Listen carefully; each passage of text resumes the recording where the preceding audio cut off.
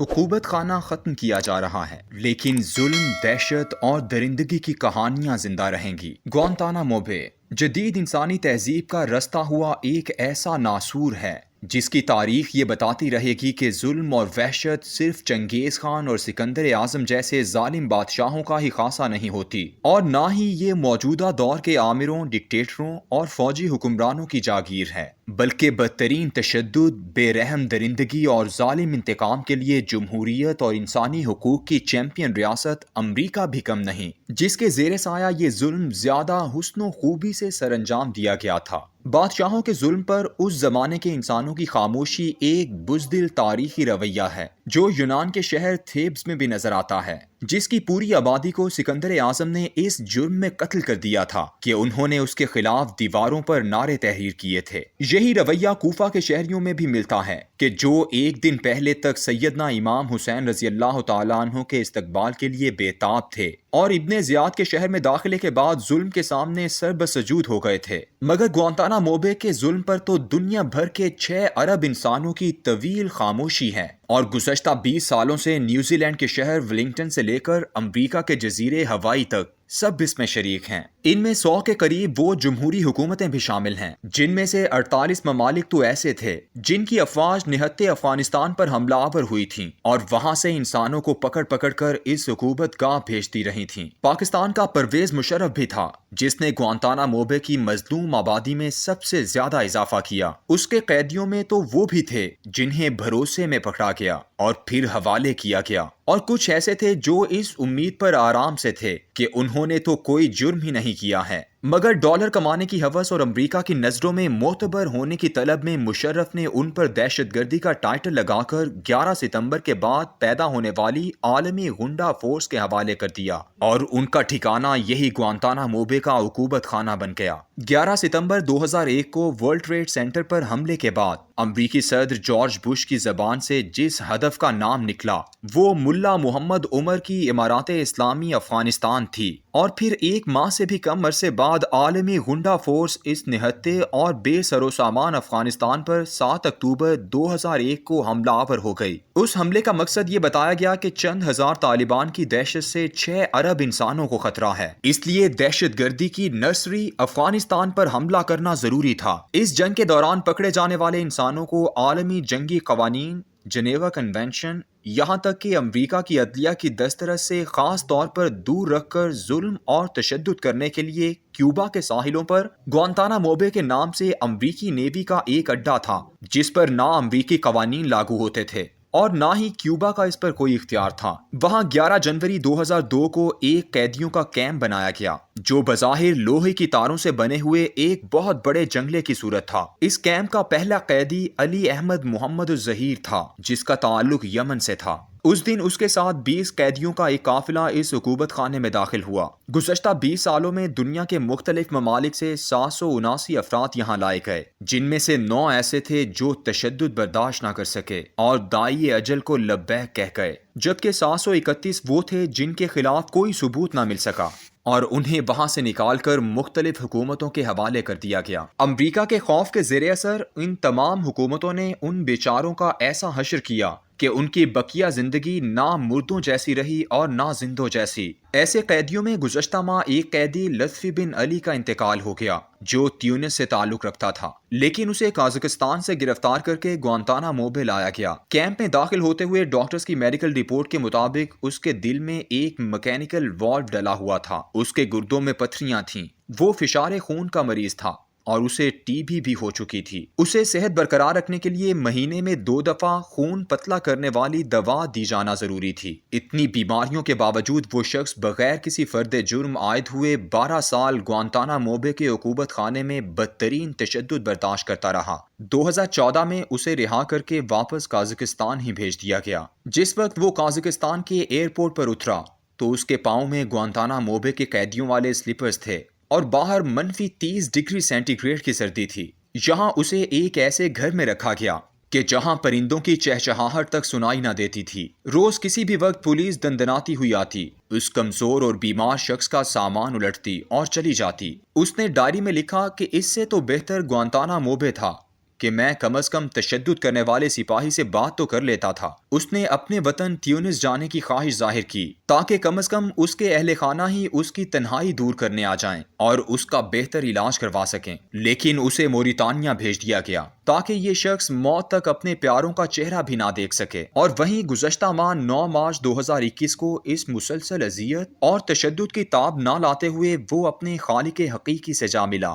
یہ کہانی اس لیے بیان کی ہے کہ وہ جو 731 قیدی گوانتانامو بے سے رہا کیے گئے، ان سب کی رہائی بھی ایسی ہی تھی، بالکل ایسے جیسے کسی قیدی کو جیل سے پیرول پر رہا کر کے آخر کار کیمپ میں بھیج دیا جائے۔ دنیا بھر میں اپنے چہرے سے کالک اتارنے کی یہ امریکہ کی بھونڈی کوشش تھی کہ وہ ان تمام قیدیوں کو چھوڑنا چاہتا تھا، مگر وہ ان قیدیوں کی باقی ماندہ تمام زندگی میں مستقل اذیت دیکھنے کا خواہاں تھا۔ یہی وجہ ہے کہ جو قیدی بھی وہاں سے رہا ہوا اسے جس ملک کے بھی حوالے کیا گیا، امریکی حکومت نے یہ اطمینان کر لیا کہ اس ملک کی حکومت اس ملزم کو سکون سے نہیں رکھے گی۔ ان 799 قیدیوں میں سے 60 سے زیادہ پاکستانی تھے۔ اس وقت گوانتانامو بے کے عقوبت خانے میں صرف 40 قیدی موجود ہیں، جن میں 28 کو منتقل کرنے کا بندوبست ہو چکا ہے، لیکن شرط وہی ہے جو لطفی بن علی کے لیے تھی کہ جس ملک بھی بھیجے جائیں گے وہاں کی حکومت یہ ضمانت دے گی کہ یہ لوگ اذیت ناک زندگی گزاریں گے۔ ان بقیہ 40 میں سے 12 افراد ایسے ہیں جن کا فیصلہ امریکی فوجی کمیشن نے کرنا ہے۔ ان میں سے ایک انتہائی شریف النفس پاکستانی سیف اللہ پراچا اور ان کا بیٹا شامل ہیں۔ وہ ملا محمد عمر کے زمانے میں افغانستان میں اسکول بنانے کے لیے سرمایہ فراہم کرتے تھے۔ انہیں کراچی ایئرپورٹ سے اس وقت گرفتار کیا گیا جب وہ اپنی امریکی بزنس پارٹنر سے بینکاک میں میٹنگ کرنے کے لیے جا رہے تھے۔ ایک سال بعد ان کے بیٹے عزیز کو بھی نیو یارک سے گرفتار کر لیا گیا۔ دونوں 15 سال سے گوانتانامو بے میں قید ہیں اور آج امریکی اسٹیبلشمنٹ کے تیور دیکھتے ہوئے نظر آ رہا ہے کہ وہ دونوں عافیہ صدیقی کی طرح عمر بھر کے لیے جیل میں ہی رہیں گے۔ یوں تو منتخب جمہوری حکمرانوں کے مظالم کی تاریخ اڈولف ہٹلر کے نام سے روشن ہے، جو جرمن قوم کے دلوں کی دھڑکن اور ان کا منتخب چانسلر تھا، لیکن اس کے مظالم صرف اپنی ہی قوم کی ایک مذہبی اقلیت یہودیوں تک محدود رہے۔ مگر گوانتانامو بے کا عقوبت خانہ ایک ایسا عالمی ٹارچر سیل تھا جس میں دنیا کے کونے کونے سے مسلمانوں کو لا کر بدترین تشدد اور درندگی کا نشانہ بنایا گیا۔ ہٹلر کے خلاف تو آدھی سے زیادہ دنیا متحد ہو گئی تھی اور اسے شکست دینے کے بعد آج تک اسے مسلسل بدنام کیا جاتا ہے۔ دوسری جانب امریکہ کے دارالحکومت واشنگٹن ڈی سی، جہاں عجائب گھروں کا بھی ایک شہر آباد ہے، وہاں بڑے بڑے عجائب گھروں کے ساتھ خاص طور پر ایک اتنا ہی بڑا ہولوکاسٹ میوزیم بھی ہے جس میں یہودیوں پر ہٹلر کے مظالم کے شواہد رکھے گئے ہیں۔ کبھی ایسا ممکن ہے کہ دنیا کے کسی ملک کے کسی دارالحکومت میں خواہ وہ اسلامی ہی کیوں نہ ہو، ایک مسلم ہولوکاسٹ میوزیم بنایا جائے جس میں صرف گوانتانامو بے کے حراستی مرکز میں ڈھائے جانے والے مظالم کو عبرت کے نمونوں کے طور پر محفوظ کیا جائے۔ اس کے ساتھ ساتھ اس میوزیم میں امریکہ نے جو اپنی سرزمین سے دور دیگر ممالک میں بھی عقوبت خانے بنا رکھے ہیں، ان سے بھی شواہد اکٹھے کر کے یہاں ہر خاص و عام کے لیے سجائے جائیں۔ لیکن ایسا تو اس جمہوری دور میں ہی نہیں بلکہ کسی جمہوری دور میں سوچا بھی نہیں جا سکتا۔ اگر کسی نے ارادہ کر بھی لیا تو دنیا بھر پر قابض تمام جمہوری حکومتیں اور ان کے پالتو انسانی حقوق کی انجمنوں کے بھونپو بھانت بھانت کی بولیاں بولنے لگیں گے۔ وہ پکار پکار کر کہیں گے کہ اگر مسلمانوں پر دنیا میں ہونے والے ان مظالم کے شواہد کسی ایک چھت تلے جمع کر دیے گئے تو یہ عمارت یا میوزیم دراصل دہشت گردی یا شدت پسندی سے وابستہ افراد کو عزت کرنے کے مترادف ہوگی۔ مگر تاریخ اپنے شواہد خود زندہ رکھتی ہے۔ یہ الگ بات ہے کہ ہر لکھنے والا واقعات کو اپنے نقطہ نگاہ اور اپنے تعصب سے تحریر کرتا ہے، لیکن اس کے باوجود بھی لاتعداد لوگوں کی مختلف زاویہ نگاہ سے لکھی گئی تحریروں میں سے سچ ضرور جھانکتا ہے، اور گوانتانامو بے پر لکھی گئی تحریروں کا زندہ سچ یہ ہے کہ یہ جدید انسانی تہذیب کا ایک بدترین عقوبت خانہ تھا جس میں قیدیوں پر تشدد، ظلم، دہشت اور بربریت کے نت نئے سائنسی طریقے اپنائے گئے۔ ان تمام طریقوں کی تفصیلی رویداد ایسی تمام سوانح سرگزشتوں میں ملتی ہے جو ان قیدیوں نے تحریر کی ہیں جو گوانتانا موبے میں بے گناہی کی زندگی گزار چکے ہیں۔ یہ وہ لوگ تھے جن کے خلاف کوئی واضح جرم بھی موجود نہیں تھا، تو ان پر فرد جرم کیا عائد کی جاتی؟ سالوں تشدد کے بعد رہا کر دیے گئے۔ ان سرگزشتوں میں ایک سفیر کی لکھی ہوئی سوانح بھی ہے جس کا صرف ایک ہی جرم تھا کہ وہ پاکستان میں طالبان کی اس افغان حکومت کا سفیر تھا جسے پاکستان تسلیم کرتا تھا۔ کسی سفارتکار کو گرفتار کر کے اس کو دشمنوں کے حوالے کرنا انسانی تاریخ کا بدترین واقعہ تھا۔ ایسا تو چنگیز اور ہلاکو بھی نہیں کیا کرتے تھے۔ ملا عبدالسلام ضعیف، جس کے گھر 2 جنوری 2002 کی رات 3 پاکستانی اہلکار آئے اور ایک سیاہ رنگ کے موٹے کلین شیف شخص نے جس کا پیٹ موٹا اور ہونٹ بڑے بڑے تھے، بقول ملا ضعیف دوزخ کا ایلچی لگتا تھا، نے انگریزی میں کہا، excellency you are no more excellency, بڑے محترم اب تم محترم نہیں رہے ہو۔ اور پھر اسے ایک ایسی حالت میں گھسیٹتے ہوئے لے جایا گیا کہ اس کے بیوی بچے چیخو پکار کر رہے، اور وہ اس لیے پیچھے مڑ کر نہیں دیکھ رہا تھا کہ اس کے پاس ان کے لیے کوئی حرف تسلی نہ تھا۔ اس کی آنکھ پر پٹی باندھ کر ایک ایسے کمرے میں رکھا گیا جس کی میز پر پاکستانی پرچم پڑا ہوا تھا۔ باہر ہیلی کاپٹر کی آواز پھڑپھڑائی، امریکی اندر داخل ہوئے۔ چند لمحوں کے بعد ملا ضعیف، جس کی آنکھوں پر پٹی بندھی ہوئی تھی، اس نے خدا حافظ کے الفاظ سنے، اور اس کے بعد امریکیوں نے اس پر لاتوں، گھونسوں اور مکوں کی بارش شروع کر دی۔ اذیت کا یہ سفر جو پاکستان سے شروع ہوا، بگرام سے ہوتا ہوا گوانتانا موبے جا پہنچا۔ یہ سرگزشت ایسی ہے کہ اس کا ہر صفحہ آپ کو رلاتا ہے اور باحیثیت پاکستانی شرمندگی کی ذلت کے گندے گٹر میں ڈبکیاں بھی لگواتا ہے۔ کتاب پڑھتے ہوئے آپ کو پرویز مشرف کا وہ دور یاد آ جاتا ہے کہ جب اس ملک میں خون خوار بھیڑیوں کی طرح چھاپے مار مار کر لوگوں کو گرفتار کیا جا رہا تھا، اور مشرف کی کتاب ان دی لائن آف فائر کے مطابق پیسے لے کر امریکہ کو بیچا جا رہا تھا۔ سید الانبیاء صلی اللہ علیہ وآلہ وسلم نے فرمایا، جو شخص کسی آزاد کو پکڑ کر بیچے گا اس کے خلاف میں خود قیامت کے روز مدعی بنوں گا۔ صحیح بخاری۔